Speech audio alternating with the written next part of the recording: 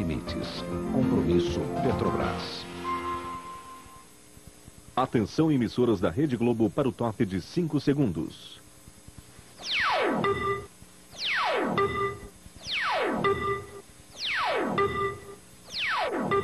Bradesco, cada vez mais serviços, cada vez mais banco.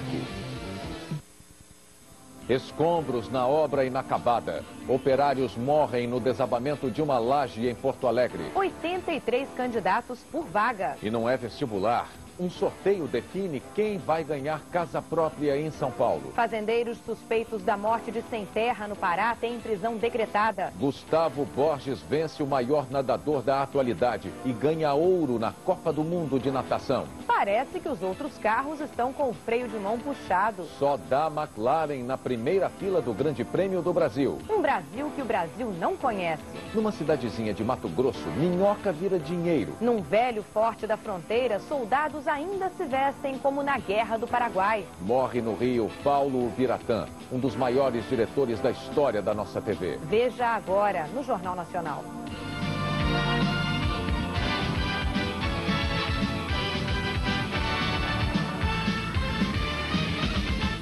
Tragédia em Porto Alegre. Parte de um prédio em construção numa faculdade desaba e mata 3 operários.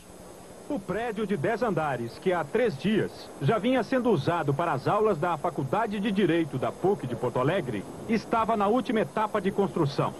Pouco depois da 1 da tarde, os últimos andares desta torre, onde operários colocavam um reservatório de água, vieram abaixo. Com o desabamento, até a estrutura do prédio ao lado foi atingida. 15 operários trabalhavam na montagem de uma laje que daria sustentação para a caixa d'água do prédio. Quando houve o desmoronamento, alguns ficaram debaixo dos escombros e outros caíram lá de cima. 5 operários caíram, 2 morreram na hora. Um terceiro chegou a ser levado para o hospital, mas não resistiu. Os operários que ficaram sob os escombros no 10º andar foram resgatados por bombeiros. 8 foram levados para o hospital. 2 estão em estado grave. Eu lembro que a caixa d'água começou a cair tudo para baixo. E depois eu não vi mais nada, que eu andei batendo com a cabeça também, fiquei meio tonto. Quando eu vi descendo tudo, pra mim parece que ia fechando aquela caixa assim. Só pensei em Deus, né? Estas imagens da equipe de bombeiros mostram o esforço para salvar um dos pedreiros que quase caiu. Pode puxar o cabo. Parentes dos operários procuravam desesperados por informações. As 2 construtoras responsáveis pela obra não sabem explicar o que aconteceu. O mestre de obra e o engenheiro responsável foram levados para um distrito policial. No início da noite, mais um operário morreu. Outro ferido está sendo operado agora. Estádio lotado, torcida nervosa. No gramado, um sorteio define o futuro de quase 20 mil famílias em São Paulo. Elas disputam um apartamento do Programa Estadual de Moradia Popular. Um papelzinho que pode virar uma casa própria. Se eu ganhar, eu tô no céu, viu? Nossa. Uma esperança depositada na urna. Sonho dependendo de sorte e fé. Pedir para Nossa Senhora lhe ajudar muito. São anos e anos de espera. A expectativa de uma vida inteira num sorteio. 25 anos. De espera? De espera. Os prédios ainda levam 3 meses para ficarem prontos. Cada um destes apartamentos é disputado em 7 metros quadrados, distribuídos em 2 quartos, sala, cozinha e banheiro. O prazo de pagamento das prestações a partir de R$20 por mês é de 20 ilhas nervosas, aflitas diante da chance tão esperada. Eu tô nervosa, né? Boa sorte, boa sorte! Os contemplados comemoram. Dona Ângela vem correndo. Foi a primeira sorteada. Ela ganha R$120 por mês e mora numa favela com a avó. Falei pra ela que eu ia me inscrever e que Deus ia me ajudar a ter essa casa e ia levar ela junto comigo para morar. Contrabando, dinheiro mandado ilegalmente para fora do Brasil. A investigação da máfia oriental provoca uma guerra em São Paulo. Nossos repórteres encontram uma chinesa foragida da Polícia Federal que está marcada para morrer. Ela guarda segredos da organização de Lau Qin-shon, um dos maiores contrabandistas do país. No jogo sujo da máfia, até policiais e fiscais da Receita são acusados de tentativa de extorsão. Uma fita com gravações clandestinas faz parte desse dossiê preparado por Lau Kim-chon. Na gravação, um delegado e um advogado conversam. Segundo Lau, os dois planejam uma extorsão contra um banco. Eu cheguei a pensar, só eu e a dona Ião poderia fechar um acordo, mas 3, 4... Não, mas eu tô pensando nisso também, agora eu tô pensando, já sou muito realista. Vamos pensar naquilo que dá, né, vô? Mesmo que pegar 1 milhão, porra, dá 800 pau pra ela, se for 100, tá de bom tamanho. Com certeza. A maior parte do dinheiro da extorsão ainda não comprovada seria entregue à comerciante Yan Fuan, dona desta agência de turismo. A empresa Daishi é apontada pela Receita Federal como um canal de evasão de milhões de dólares do contrabando. A Justiça decretou a prisão preventiva com base na documentação encontrada no escritório, que aponta a remessa de 52 milhões de dólares para o exterior. A comerciante Yan Fuan concordou em conversar conosco porque pretende provar que não tem nenhuma participação na máfia oriental do contrabando. Ela também quer colaborar com as investigações da Receita Federal e da Justiça. Só não fez isso ainda porque não quer ficar presa. Como vive escondida, ela exigiu que não revelássemos o local desse nosso encontro. Yan alega que só fazia operações de câmbio para a mulher de Lau e mostra cheques para dizer que foi enganada pelo casal. Estes cheques, assinados por Lau, foram devolvidos pelo banco americano por rasura na numeração. Segundo ela, são parte de uma dívida de 6 milhões de dólares que Lau nunca pagou. Yan reuniu documentos importantes sobre a movimentação de dinheiro da máfia com intermediação de um banco. Revelações explosivas que deixam a vida dela por um fio. Se eu ficar, vai quebrar minha agência, mata minha filha, falta toda a família. Em instantes, a Justiça manda prender 10 fazendeiros no Pará. E a história de um jovem que anda meio mundo para chegar à escola. Atenção, atenção para o Extra final de semana do Extra nesta sexta, sábado e domingo. São 3 dias de Extra. Extra economia pra você. Olha os precinhos do açougue do Extra. Coxão mole por R$ 3,29 o quilo. Olha aí, patinho. Só R$ 2,98 o quilo. E tem mais. Alcatra R$ 3,98 o quilo, aproveite. E toda quarta e domingo tem um sacolão de frutas, legumes e verduras mais barato na cidade. Viu só? Tudo mais barato, mais barato, mais barato. Você merece. Mais barato, mais barato, mais barato. Extra. A Justiça decreta a prisão de 10 fazendeiros no sul do Pará. Entre eles, o dono da fazenda Goiás, onde 2 sem terra foram mortos durante uma desocupação. Onacílio Barros, fundador do Movimento Sem Terra no Pará, e Valentim Serra, tesoureiro, foram baleados quando comandavam a transferência de 500 famílias para um assentamento. 2 oficiais de justiça acompanhavam a retirada. 10 policiais militares também são suspeitos de envolvimento nas mortes e estão detidos no batalhão de Xinguara. Eles acompanhavam a desocupação, mesmo estando de folga. A população de Jonesboro, nos Estados Unidos, enterra outras vítimas dos meninos assassinos de Arkansas. E os pais deles pediram desculpas às famílias dos mortos. Ao som de Candle in the Wind, de Elton John, a cidade rezou para as 4 meninas e a professora que morreram na emboscada. 3 das vítimas foram enterradas hoje. Um homem se autoproclama o anjo da morte e confessa que matou com injeções 50 pacientes de um hospital. Ele era terapeuta da unidade respiratória neste hospital de Glendale, na Califórnia. O Palácio de Buckingham proibiu que Sarah Ferguson, a duquesa de York, atuasse num seriado de TV. Ela apareceria na frente do palácio. A família real não autorizou a filmagem.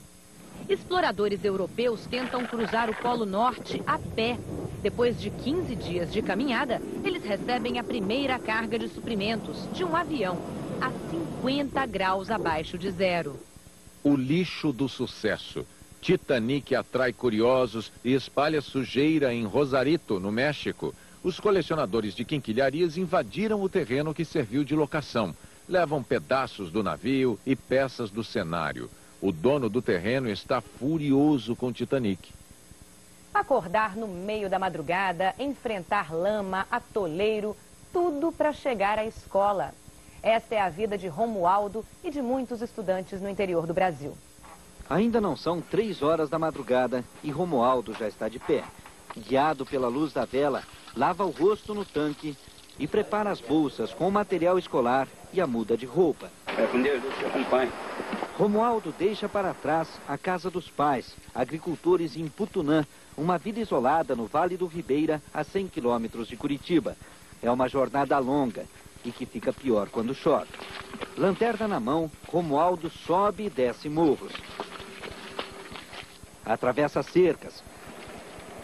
Enfrenta a escuridão e o barro. Passos firmes vencem os 5 quilômetros de uma trilha onde carros não passam. Depois de 2 horas de caminhada, o Romualdo chega a este abrigo na beira da estrada. É hora de trocar a roupa suada por outra limpa. A viagem prossegue de ônibus. O ônibus chega com a manhã. Leva estudantes para a escola e agricultores para a cidade, mas não consegue vencer a primeira subida. Crianças e adultos descem para empurrar. Um trator que passava ajuda. E o ônibus sai do atoleiro. Mais à frente, atola de novo e tudo se repete. Não demora muito, outra parada. A viagem de 30 quilômetros dura 5 horas. Romualdo e as outras crianças chegam à escola a tempo de tomar a merenda e assistir à terceira aula. Ele repete o mesmo sinal e soma. Romualdo agora capricha na letra. Tem de esquecer o cansaço e se concentrar na matéria. Não é porque ele está aqui na minha frente que eu estou falando, mas ele é um ótimo aluno. Sem estudo, a pessoa não é ninguém. A gente sabe que mais tarde a gente vai ter uma recompensa, né? E a gente sem esforço não consegue nada na vida, né? Em instantes, história e beleza natural quase escondidas no Pantanal. E a cidade onde o dinheiro brota do chão.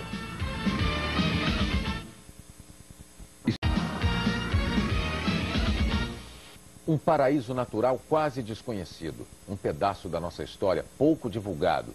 Retratos de um Brasil escondido no Pantanal, em Mato Grosso do Sul.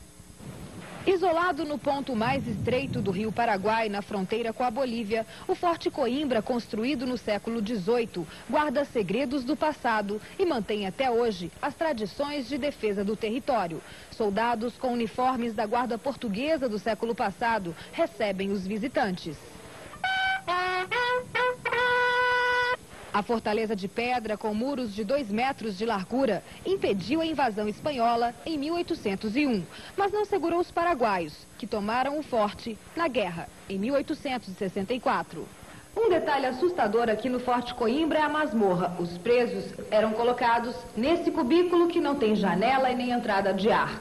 Por esta tubulação, a água da chuva era canalizada. Quando as escotilhas eram abertas, os presos ficavam com água na altura do pescoço.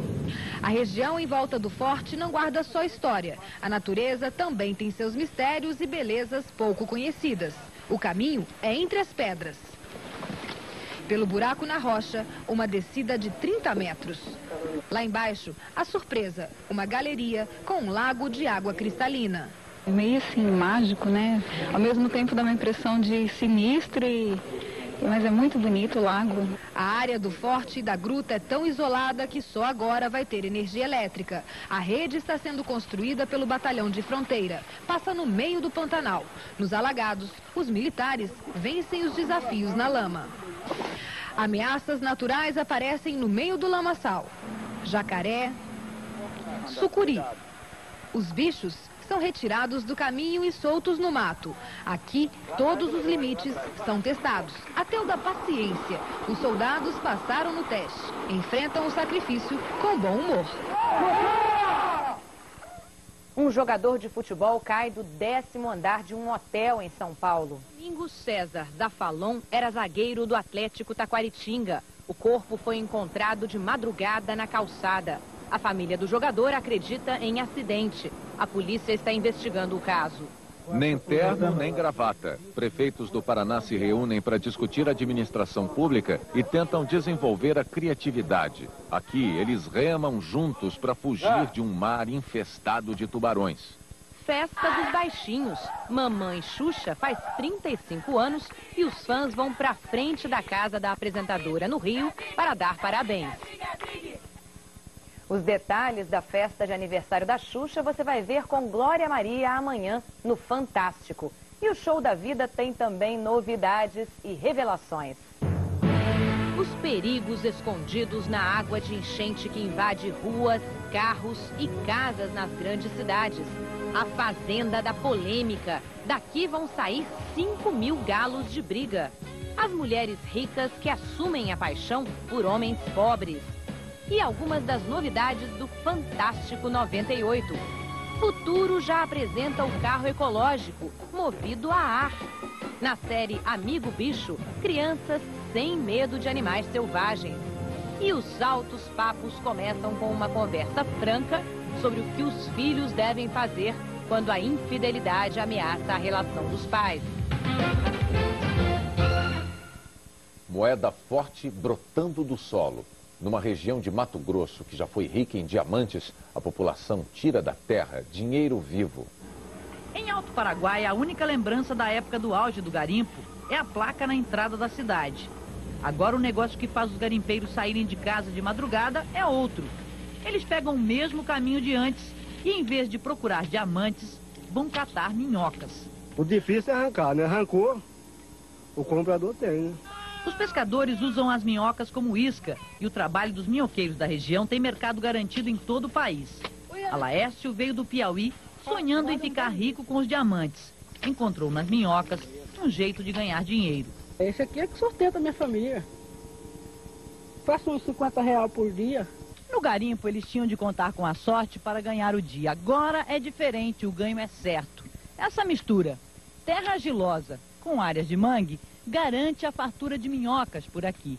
E se depender dos minhoqueiros, a fartura vai continuar. Nós só pega as grandes e as pequenas deles, que é para produzir. As minhocas devolveram ao comércio de Alto Paraguai a antiga relação de troca. Hoje, na cidade, há uma moeda forte que compra de tudo. Eles compram e pagam. Minhoca.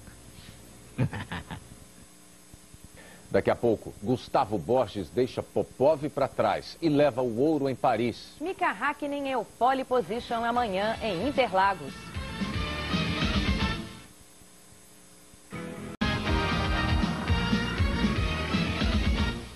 Do alto de um morro do Rio de Janeiro para a Europa, 8 jovens que moram em favelas embarcam no desafio de levar a arte do circo para um parque de diversões na Alemanha. O menino do morro aprende a ser um craque da perna de pau. E é sobre a perna amarrada em trapos que ele joga capoeira, maculelê. Os acrobatas descalços dão cambalhotas, sequências, saltos mortais. Eles são alunos do projeto Fábrica de Sonhos, desenvolvido há 5 anos em favelas da zona portuária do Rio. Meninos que viviam na rua estão virando artistas de circo. 8 jovens da Fábrica de Sonhos começam hoje a viver uma nova realidade. Eles vão divertir crianças e adultos do mundo inteiro. Uma nova experiência de vida a quase 10.000 quilômetros daqui. Os artistas da favela foram contratados por um parque de diversões que está sendo inaugurado na Alemanha. Eles vão receber R$ 1.300 por mês, hospedagem e assistência médica. Na hora da despedida, o abraço apertado nos parentes, o choro do palhaço sobre o ombro do pai e a emoção de quem apostou na ideia desde o começo. É uma saudade feliz de um tempo realizado, um trabalho realizado. Os jovens só voltam ao Brasil no fim do ano, enquanto novos alunos aprendem na favela a arte de fazer sorrir. O brasileiro Gustavo Borges ganhou medalha de ouro na última etapa da Copa do Mundo de Natação em Paris. A vitória nos 100 metros livre teve um gosto especial. No segundo lugar ficou o russo Alexander Popov, campeão da Copa por antecipação. Amanhã, Gustavo vai nadar os 50 metros e pode conquistar o vice-campeonato. Corinthians e Cruzeiro vencem na abertura da rodada de fim de semana do futebol brasileiro. Em Minas Gerais, o Cruzeiro enfrenta o Montes Claros. Ricardinho bate cruzado e Bentinho completa Cruzeiro 1-0. Depois da cobrança do escanteio, a zaga corta, mas Elivelton chuta de primeira. Cruzeiro 2-0. No segundo tempo, Fábio Júnior de cabeça aumenta. Placar final, Cruzeiro 3, Montes Claros 0. Campeonato Paulista. Em Itu, Corinthians e Ituano. Mirandinha tabela com Marcelinho Carioca, passa pelo goleiro e faz Corinthians 1-0. Marcelinho Carioca cobra falta e é Cris quem marca de cabeça 2-0. Segundo tempo, Rodrigo cruza e Didi também de cabeça aumenta 3-0. O Ituano reage no fim do jogo. Olídio diminui 3-1. O juiz Oscar Roberto de Godoy dá pênalti quando a bola bate no ombro de Célio Silva. A cobrança é de Augusto. Final, Corinthians 3, Ituano 2. Brasil e Uruguai decidem a Copa Mercosul de futebol de areia. Na Arena de Guarapari, no Espírito Santo, um torcedor estará de olho em todos os passos do capitão da seleção brasileira. Alex é apaixonado pela família e pelo futebol de areia. A mãe dele, Dona Alzeni, trabalha fora, mas procura manter sempre a casa em ordem, com a ajuda de Alex. Órfão de pai, aos 12 anos ele toma conta dos primos e da irmã. Melhor presente que Deus me deu. Alex agora finalmente vai conseguir realizar um grande sonho, conhecer de perto o craque dos campos e do futebol de areia, Júnior. Tá sonhando com isso há muito tempo? Tem um bom tempo, desde quando eu vi ele na televisão. Na arquibancada da Arena de Guarapari, a 20 minutos de casa, Alex mistura a ansiedade dele às expressões ansiosas de outras 120 crianças carentes. Elas fazem parte do projeto Bom de Bola Craque na escola. Estão todas à espera do grande momento. De repente, a invasão da quadra. Júnior é cercado. Alex luta e consegue o tão desejado autógrafo. Não esconde de Júnior nem de ninguém o motivo de estar ali. Só pra ver ele mesmo jogar. Realizou um sonho? É, mais um, né? A decisão da Copa Mercosul de futebol de areia você assiste ao vivo a partir das 9 da manhã deste domingo no Esporte Espetacular. A McLaren confirma o favoritismo para o Grande Prêmio do Brasil de Fórmula 1. A equipe inglesa conquistou os 2 primeiros lugares no treino que definiu as posições de largada para a corrida de amanhã em Interlagos. São 3 campeões do mundo em atividade. Damon Hill, que vai largar em 11º, Jacques Villeneuve em 10º e Michael Schumacher em 4º. Os brasileiros ainda buscam chegar ao topo. O mais bem colocado hoje foi Rubens Barrichello, o 13º. Ricardo Rossetti ficou em 21º e Pedro Paulo Diniz em 22º. Todos os pilotos chegaram ao limite. Alguns passaram. Os carros estão mais difíceis de guiar. Eu acho que é a primeira vez que a gente vem para um calor como o de São Paulo e os pneus estão sem aderência nenhuma. O objetivo era o mesmo, conquistar a pole, que nos últimos 6 anos aqui no Brasil foi da Williams. Mas nesta temporada, a posição tem novo dono, o até agora imbatível carro da McLaren. A primeira fila de grid da Austrália se repete aqui. Mika Hakkinen em primeiro, David Coulthard em segundo. Eles têm o talento de campeão, a vontade de quem ainda não chegou ao topo e a vantagem de ter um carro que parece não ter limite. Buscar o limite é a essência da Fórmula 1. É preciso audácia, arrojo. Só que quanto mais perto do limite, mais próximo do erro. Com o novo regulamento, os carros estão nervosos. E Interlagos é um circuito que exige do carro e do piloto. A McLaren é disparado o melhor conjunto. Só perde por acidente. E aí está a chance de quem conseguir se segurar na pista, porque a corrida de amanhã vai ser um festival de rodadas, ainda mais se continuar chovendo, como agora. O tempo fica nublado amanhã em Interlagos e pode chover durante o Grande Prêmio do Brasil de Fórmula 1. A frente fria que está no sul vai para o litoral paulista e deixa o tempo chuvoso da Serra Gaúcha ao leste de São Paulo. Chove também em quase todo o norte, mas em Roraima o clima continua seco. Em toda essa grande área faz sol e o calor provoca pancadas à tarde. Em Curitiba, mínima de 19 graus e em São Paulo, máxima de 20. No sul, vai para o litoral paulista e deixa o tempo chuvoso da Serra Gaúcha ao leste de São Paulo. Chove também em quase todo o norte, mas em Roraima o clima continua seco. Em toda essa grande área faz sol e o calor provoca pancadas à tarde. Em Curitiba, mínima de 19 graus e em São Paulo, máxima de 28. Veja a seguir a emoção de quem vai sentir de perto a velocidade da Fórmula 1. E a cena muda. Morre Paulo Biratã, um dos gênios da TV brasileira.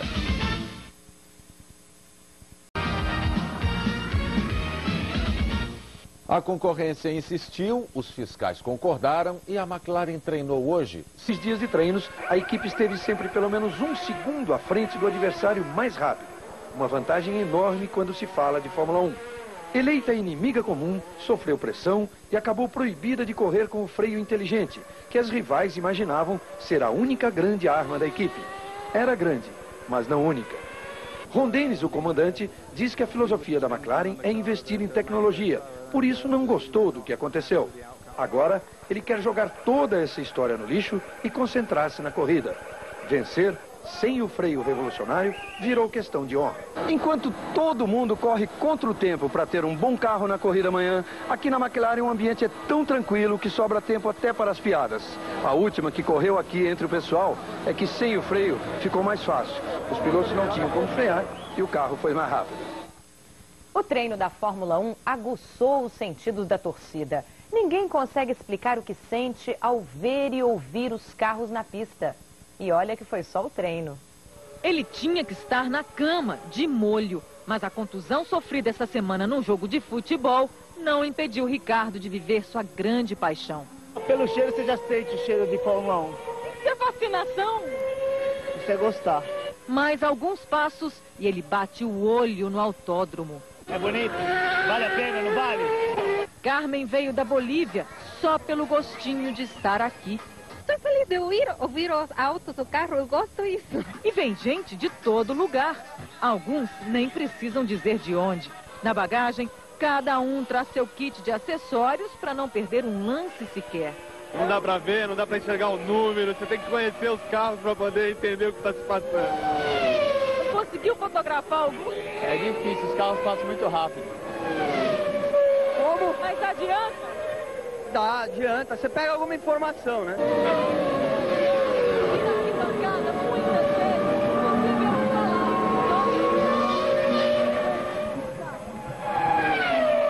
A velocidade e o ronco dos motores desafiam os sentidos. Audição e visão aguçadas. Mistura perfeita, hipnose completa. O barulho mais o movimento mexe. É de arrepiar, é de arrepiar. Adrenalina pura. E nessa relação homem-máquina, quanto mais rápido vão os carros, mais alto vai a imaginação. E a essa altura, o torcedor sente a Fórmula 1 a seus pés. Com este barulho atrás, é o verdadeiro pé na tábua. A gente fica tentando acelerar e brecar o Schumacher. 1 hora de treino e a torcida já está pronta para sonhar. Estava sonhando que eu poderia estar num desses carros de Fórmula 1 e ir lá dentro no box, né? Sonha. É, só sonhando mesmo, né? Você acompanha o Grande Prêmio do Brasil de Fórmula 1 ao vivo na Globo a partir de 1 da tarde. Morre aos 51 anos um dos mais brilhantes diretores da TV brasileira, Paulo Biratã. Ele teve um infarte em casa hoje de manhã. Chegou a ser atendido, mas não resistiu. Paulo Biratã deixa uma filha, uma carreira de sucesso e muitos amigos que lotaram a clínica onde ele morreu. Amigos, colegas de trabalho. A notícia da morte do diretor Paulo Biratã foi um choque. Ele estava todo feliz, sabe? Mostrando o apartamento dele novo, mostrou até o closet, igual uma criança. E aí, é isso, gente, é muito rápido, né? Paulo Biratã estava em casa conversando com a namorada quando passou mal. Eram 11 horas da manhã e ele foi trazido para esta clínica na zona sul do Rio. Mas quando chegou aqui, às 11h50, os médicos que o atenderam informaram que já não havia nada que pudesse ser feito. Paulo Biratã começou a ter problemas no coração há mais de 10 anos. Recebeu 4 pontes de safena, resultado da mistura de cigarro e estresse. Ele era uma pessoa extremamente trabalhadora, né? Ele era um incansável trabalhador. Ele se envolvia até com os nossos problemas, procurava nos ajudar. E era um amigo, era um grande amigo, bem-humorado. No início da noite, o corpo do diretor foi levado para um hospital da Zona Norte, onde vai ser embalsamado. O velório e o enterro serão em São Paulo. Fica a saudade de quem conheceu de perto um profissional que faz parte da história da TV brasileira. Fica essa imagem do homem que se realizou, que trabalhou e deixa aí um belo legado. Foram 27 novelas, entre elas um dos maiores sucessos de público, Roque Santeiro. Diretor de criação da Central Globo de Produção, Paulo Biratã morreu trabalhando. Ele estava dirigindo a novela das 8 da Rede Globo, Por Amor. Um maestro em cena. Paulo Biratã conhecia bem o que era dirigir uma história na televisão. Chamado de o super-homem das novelas, exercitava com entusiasmo a direção de atores brasileiros e estrangeiros.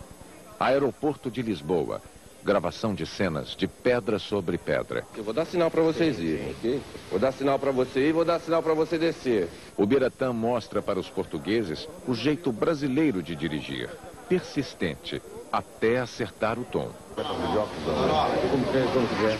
Não? Melhor não. Não? Deixa eu ver. Não, faz. Faz. Eu tinha trazido dois modelos. Ele chega todo de óculos. Eu vou fazer gravando, no pique. Boa sorte pra vocês. Eu acho que televisão não existe o pai da criança, não é obra de uma pessoa, não é obra de autor, não é obra de diretor. Eu acho que é criação coletiva. Diretor de sucessos históricos, como Roque Santeiro. Tropicaliente, A Indomada. Fazer fofoca e tudo agora? Complô, né? Um complôzinho. Olha, cantinho, tá? E era uma coisa meio assim, olhando pra janela, assim. Dá uma manipulada aí. Vocês verão. Suspense. Tchan. Feijão Maravilha. Como é que você pode dizer? Você conheceu ele agora, ele... Cara, não engana. Eu também Meu bem, meu mal. Não vi a hora de te encontrar. Queria te dizer uma coisa. O quê? Fala. Eu te amo. O último trabalho foi em Por Amor. E o calor na minha pele, da língua... Os primeiros capítulos da novela foram gravados em Veneza. O Biratã nasceu em São Paulo e começou a vida profissional como boy. Aos 16 anos, pisou numa TV, a extinta TV Tupi. Em 78, estreou como diretor na TV Globo, com Sinal de Alerta. Paulo Biratã era um crítico feroz da banalização das telenovelas. A novela tem que resgatar o folhetim sem perder o pé na realidade, sem mexicanização. Quando o público não se identifica com os personagens, a novela tem poucas chances de dar certo.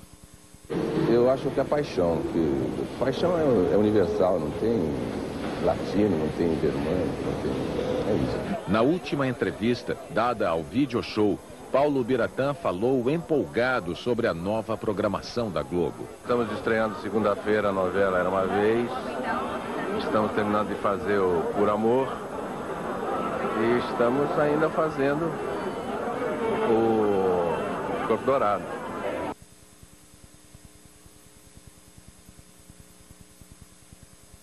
O enterro de Paulo Biratã será amanhã, às 5 da tarde, no cemitério São Paulo. O Jornal Nacional termina aqui.